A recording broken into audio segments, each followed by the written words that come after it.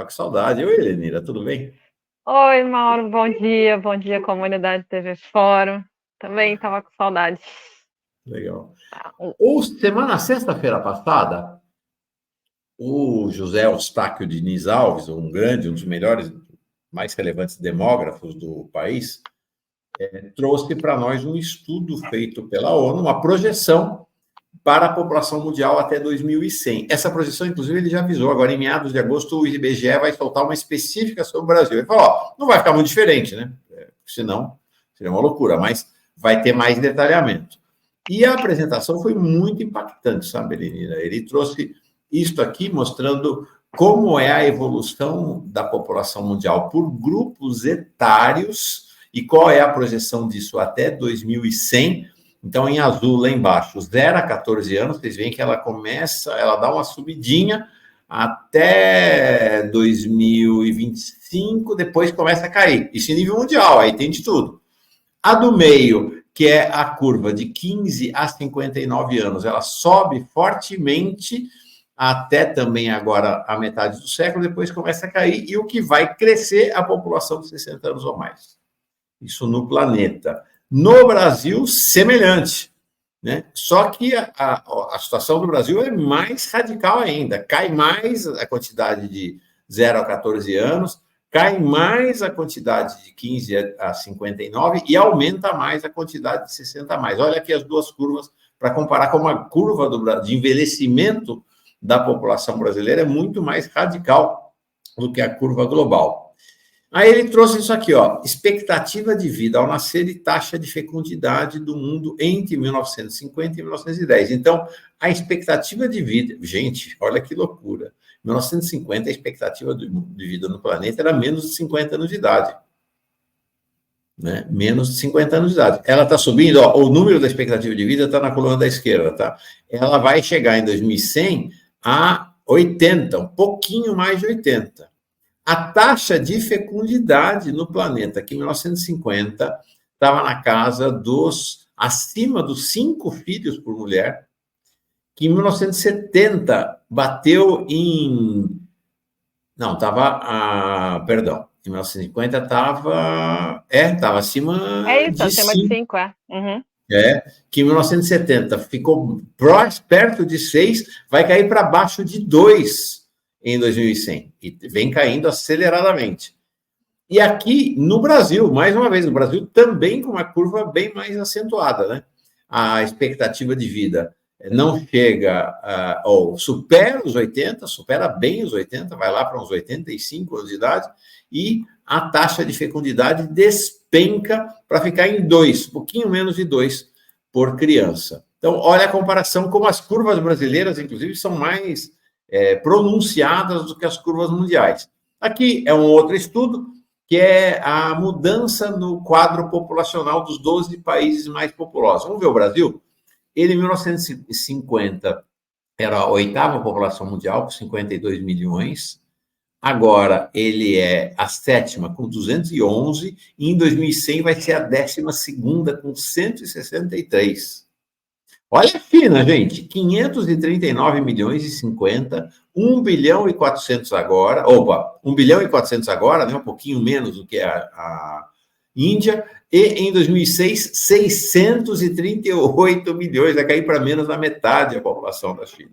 Isso aqui é um quadro comparativo, para a gente ter uma ideia. Linha vermelha, a China, olha o cenário da China, linha azul, a Índia, e linha vermelha e linha... Não, azul é o Brasil, né? A verde é a Não, Índia. é China, Índia e Estados Unidos aí. Então, deixa eu ver. China, Então, a de a cima, que Índia está acima ali é a Índia. é a verde, é. E os Estados Unidos lá embaixo, em azul. Então, são curvas muito, muito relevantes. E eu convidei a Helenira para vir conversar sobre este cenário do ponto de vista feminino, do ponto de vista das mulheres do planeta, né? Porque você está falando de taxa de fecundidade, está falando de mulher, né? Quando você está falando de um crescimento enorme da quantidade de pessoas idosas, você está falando de mulher, de crianças, de mulher. Tudo refere-se à mulher. E a gente veio num processo que acho que está se invertendo agora. Conta, Helenira. Então, Mauro, bom dia, né? É bom estar aqui e é bom conversar sobre isso. Eu acho que eu sempre vou falar disso quando para a gente pensar por que que tem perseguição ao aborto, por que que o estupro é naturalizado, por que que o mundo acumula 10 trilhões. Eu sempre troco, é um número tão absurdo, mas é 10 trilhões, ou é 1 trilhão, agora eu não me lembro, de dólares por ano. Qual foi o número da audição? Olha para mim que você está no computador que é mais fácil que eu. O número do Que que? são 12, do Oxfam sobre a quantidade de horas de trabalho de cuidado que é apropriado das mulheres. Tá bom. São 12,5 bilhões de horas, e agora eu não lembro quantos trilhões de dólares que é, mas é um número absurdo. Então, a gente teve agora essa semana as notícias que estão correndo, que a Coreia do Sul é o país do mundo que tem a menor taxa de natalidade, né? Qual é essa taxa de natalidade? É 0,72 filho por mulher. Ou seja, a taxa de reposição, apesar da gente contar por mulher, é 2, né? É cada pessoa que tem um útero parir 2, porque é ela e mais o fornecedor do esperma. Aí, né, que está repondo a população. A taxa de reposição ideal, que é considerada, é 2,1. Mas vamos primeiro pensar só nesses números. Se a gente pensar que a gente está vivendo uma emergência climática, que a gente está vivendo... 10 trilhões, você tinha 10 trilhões. 10, né? Eu chego a duvidar de mim, porque quando eu falo de tão grande que é, né? Mas vamos chegar lá. A gente tem uma situação em que isso, no geral, era para ser uma ótima notícia.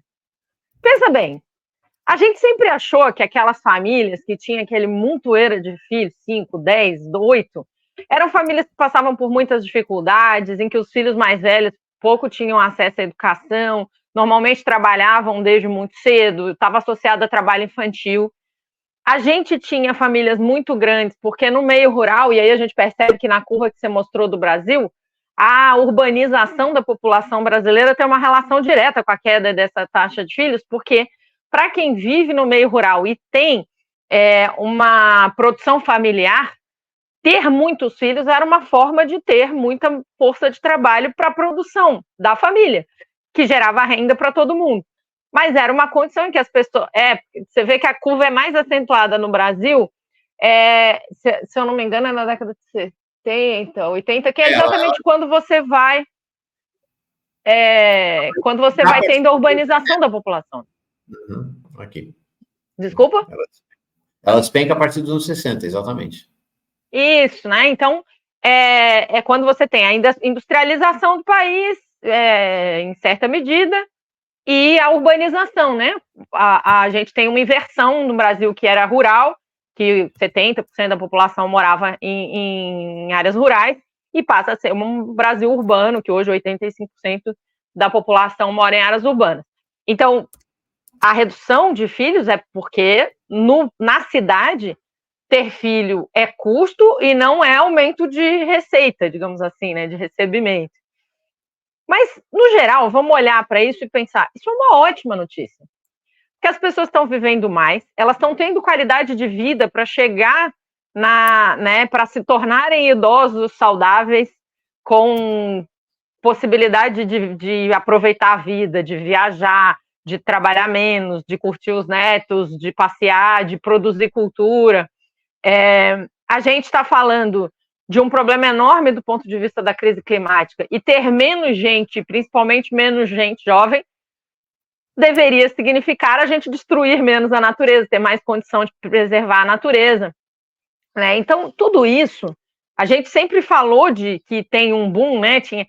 Lembra das teorias do Malthus que estavam erradas, mas que o problema seria que a gente multiplicaria a população, a gente teria o crescimento da população em PG, né, em progressão geométrica, ou seja, exponencial, e o crescimento da produtividade em PA, ou seja, somando, né?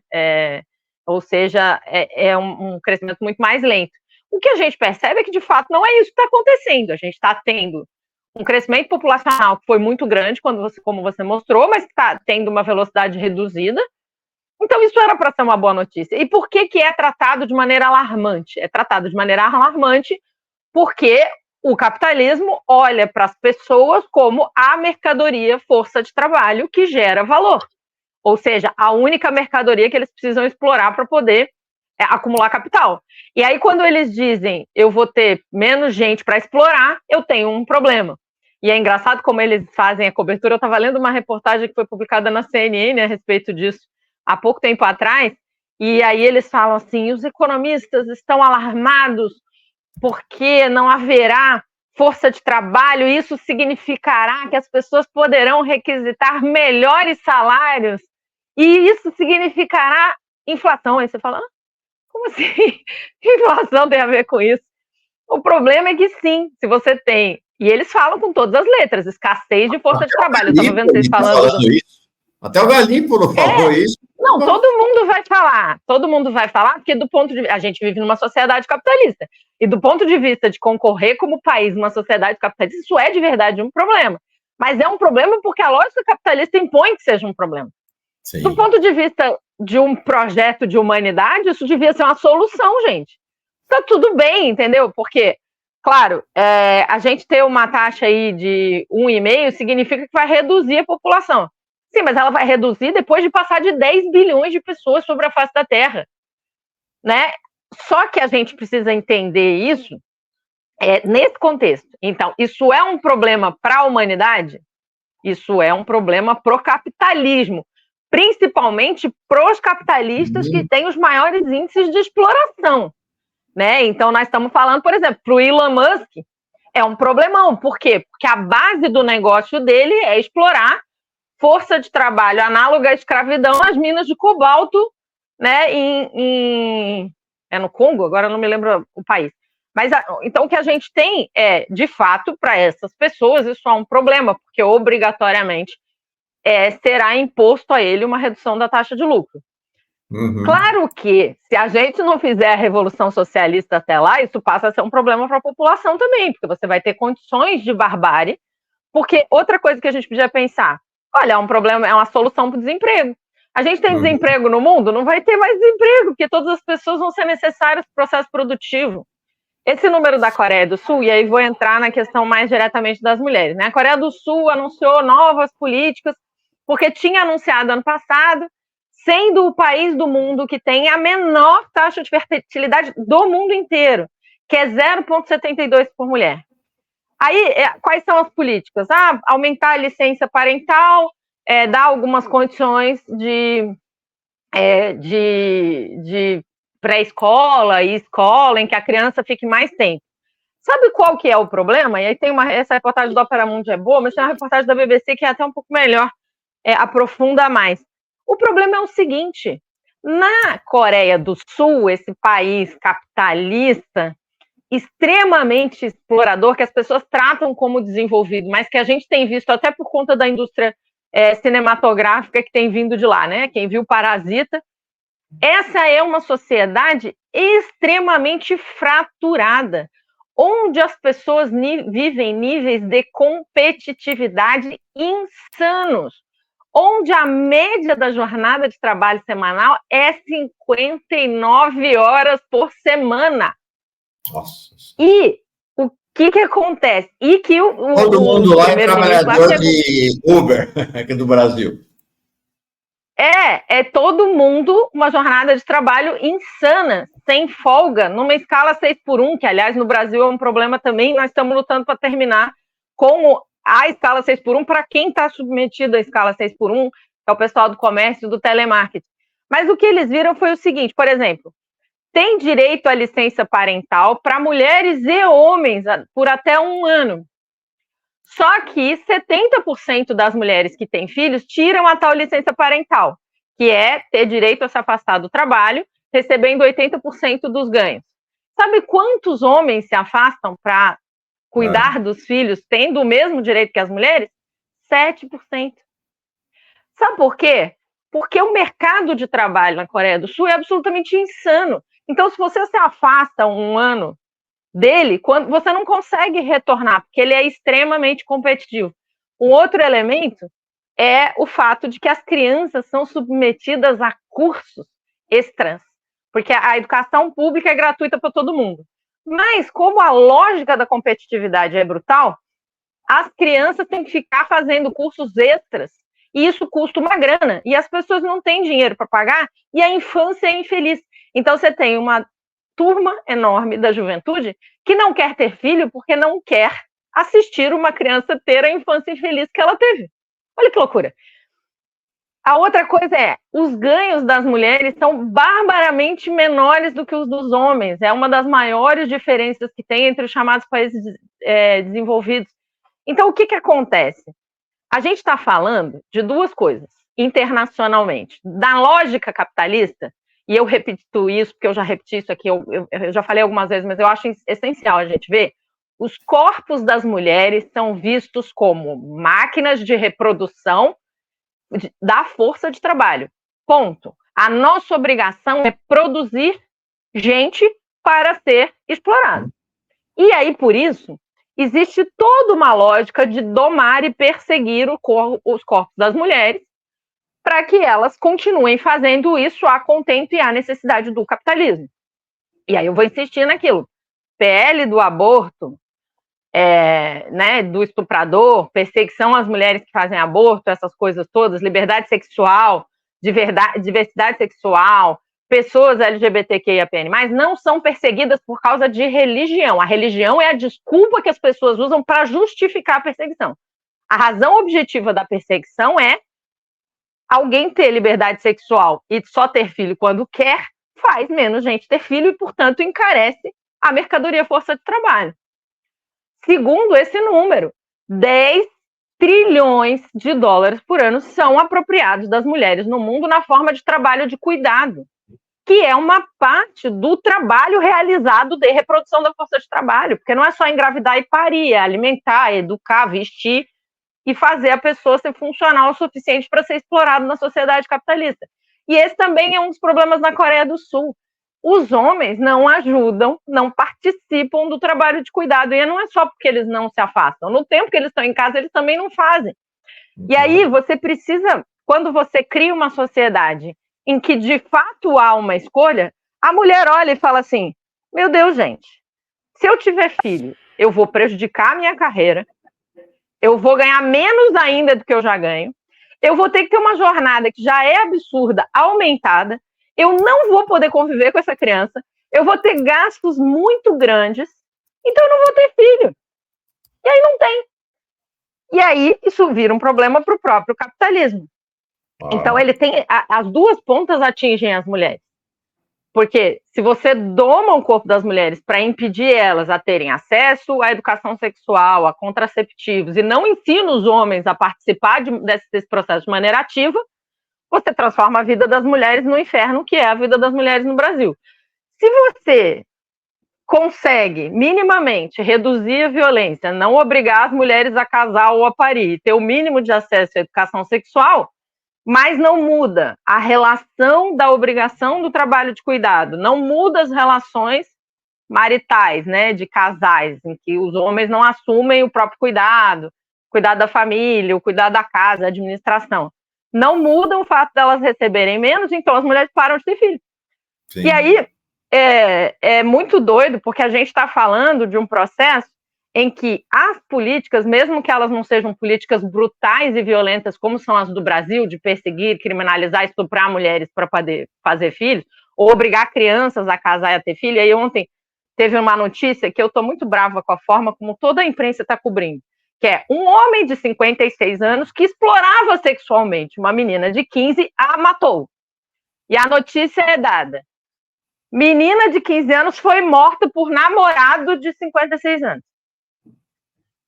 E aí eu fico muito brava, porque essa menina... E com consentimento da mãe. Não, gente, com consentimento da sociedade inteira. Ele estuprou, explorou sexualmente e matou a mulher. A mãe era a pessoa que estava ali, coitada, morando em outro lugar, tentando resolver, fazendo o que podia, e não conseguiu. Mas a sociedade inteira consentiu. Mas as manchetes só falam da mãe. E aí, vamos voltar lá para as mulheres da Coreia do Sul. Quem é que quer se colocar nesse lugar? Que qualquer merda que acontecer com as crianças é responsabilidade sua. Sim. Né? Que a sociedade, se lixou para a menina, o cara começou a estuprar e explorar sexualmente a menina. Sexualmente, ir no trabalho aos 13 anos.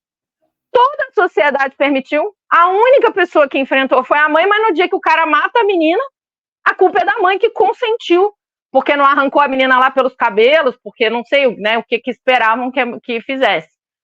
Sabendo que a menina era violentada e agredida pelo cara a vida inteira. Então, é uma coisa maluca, porque você está falando de uma sociedade capitalista que naturaliza a violência contra a mulher, que justifica a perseguição às mulheres, que justifica o aborto, o estupro, que não permite que as mulheres tenham decisão sobre os próprios corpos por causa da produção e reprodução da força de trabalho. Sim.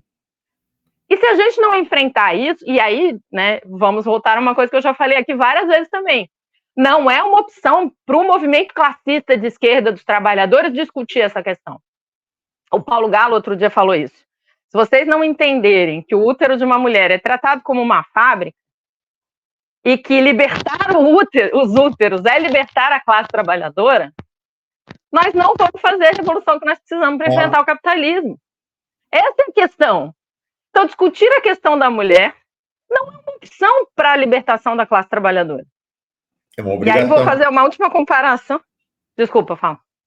Não é uma opção, é uma obrigação. Não, é uma necessidade estrutural. Não dá para fazer. Não dá para enfrentar o capitalismo sem enfrentar a libertação dos úteros. Não dá.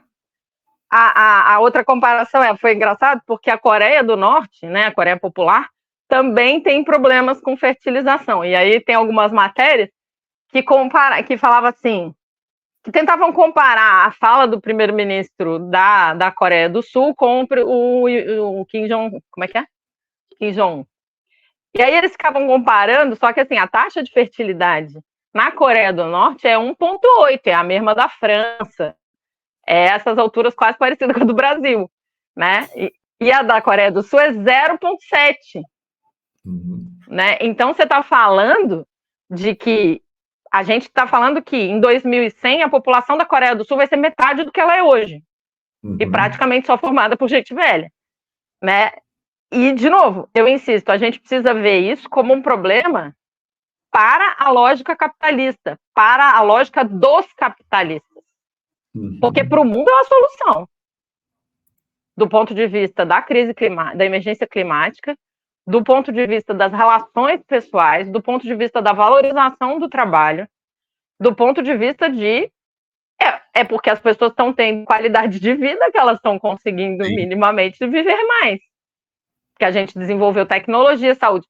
E aí a gente precisa retomar um princípio histórico que o capitalismo nunca permitiu, que é a gente desenvolve tecnologia para precisar trabalhar menos. Então, a gente precisa, por isso, o fim da escala 6x1, por exemplo, no Brasil, ou a redução de jornada de trabalho, é uma luta estrutural para a libertação dos úteros. Porque se a gente conseguir fazer as pessoas trabalharem 4 dias por semana, ao invés de 6, em jornadas de 8 horas por dia nesses 4 dias, de 7 horas por dia, vai ter trabalho para todo mundo e vai ter, sim, mesmo naquela relação... Mostra o primeiro gráfico que você mostrou ali. Nossa. O que eles estão dizendo? Eles estão dizendo que você antes tinha 5 pessoas com capacidade produtiva para cada uma idosa que estava sendo sustentada. Se você pegar essa relação no canto esquerdo aqui e pegar no mundo, né? Você está falando... no mundo, Pega o amarelo é 5 vezes maior que o verde. Então, você tinha 5 pessoas trabalhando para cada uma pessoa, não é rigorosamente, mas é próximo, né? 5 pessoas trabalhando para sustentar uma pessoa que não é mais produtiva. Produtiva do ponto de vista não é mais explorada pelo capital, porque precisa de cuidado. Hoje, se você olhar no extremo direito, você está vendo 2,5 vezes o amarelo, 2 vezes, acho que 2 vezes o amarelo lá em 2100, né? É a projeção. Então, o amarelo é 2 vezes o verde. Mas com a tecnologia que a gente tem, se a gente empregar todo mundo, realmente usar a tecnologia para produzir o que é necessário, tratar o próprio cuidado das pessoas idosas como parte do processo produtivo, né? E oferecer, né? Criar tecnologia, oferecer tecnologia para cuidar das pessoas idosas para que elas tenham qualidade de vida, não tem por que ser um problema. e fazer isso de maneira racional e não consumista, porque o objetivo não seja a circulação de mercadoria do capital, e sim, né, uma vida de qualidade para as pessoas, não é um problema. Só que a gente tem que fazer uma revolução no meio, porque para a lógica capitalista, isso sempre vai ser um problema. Por quê? Porque a taxa de exploração diminui, e eles dizem isso com todas as letras. Ano passado, quando a gente teve algumas crises ali econômicas nos Estados Unidos, eles chegavam a dizer isso com todas as letras. Eles falavam assim, não, tem um indicador muito ruim, o desemprego caiu. Aí você fala, oi? Como assim? É o que o Banco Central fala aqui no Brasil. Desemprego... Também. Não, olha só, muito preocupante, o desemprego caiu. Preocupante para quem, cara pálida? Sabe por que é preocupante? Porque quando o desemprego cai, de fato, as pessoas não aceitam qualquer porcaria de emprego que explora elas 16 horas por dia, ganhando uma miséria e sem nenhuma condição, e sem poder estudar, e sem poder ver a família, e sem poder existir. Então, eles falam isso com todas as letras. Então, quando eles falam a crise da fertilidade, a falta de bebês é uma crise para o mundo, é uma crise na lógica do capitalismo. Para quem quer acabar com o capitalismo, isso é ótimo.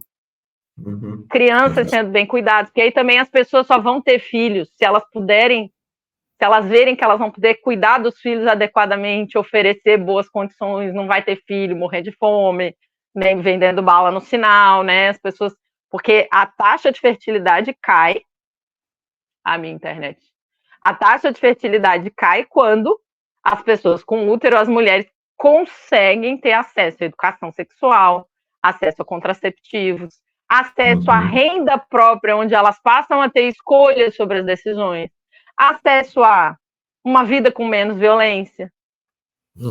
Então, né, é muito doido como desmistificar, mas é isso, se você botar a taxa de fertilização, todas as notícias que você vai ver são notícias catastrofistas.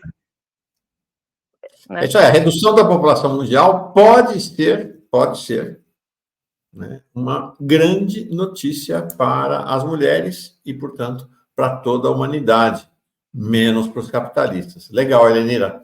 Perspectiva contrapondo-se, contradizendo o senso comum. Isso é sempre muito bom. Muito bom. Valeu, Helenira. Obrigado, viu? Tchau, beijão, querido. Tamo aí. Até a próxima. Até a próxima.